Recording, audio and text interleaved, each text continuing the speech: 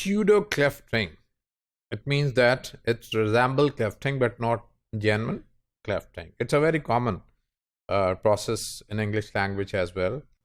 A pseudo cleft sentence is a kind of cleft sentence in which the subordinated clause is a relative clause, a WH clause, headed by an interrogative proform.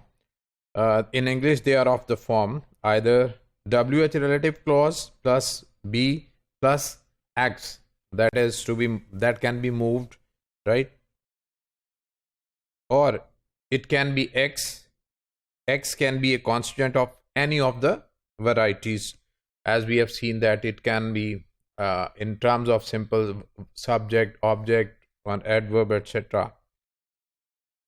The so-called inverted pseudo-cleft sentence reverses the order of the two constituents. So XB plus WH relative clause, either this is pseudo-cleft inverted pseudo-cleft. So what John gave to Mary were flowers. So this is one possibility, and we can also move it. Flowers were what John gave to Mary. So we have brought X to the fronting position. What Jane did was gave this book to Bill on Saturday. Similarly, we can bring what Jane gave to Bill was this book. This book is what Jane gave to Bill on Saturday. So these are different type of clefting, and since they resemble clefting, we call them pseudo-clefting.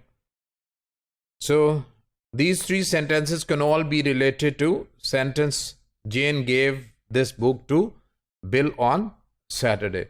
So this is, as I said, that it is not purely clefting, but it resembles clefting. So that's why we call it pseudo-clefting. Pseudo-clefting affects whole constituent. Gave the book to Bill on Saturday and this book, right? So either it's gave the book to Bill or on Saturday and this book.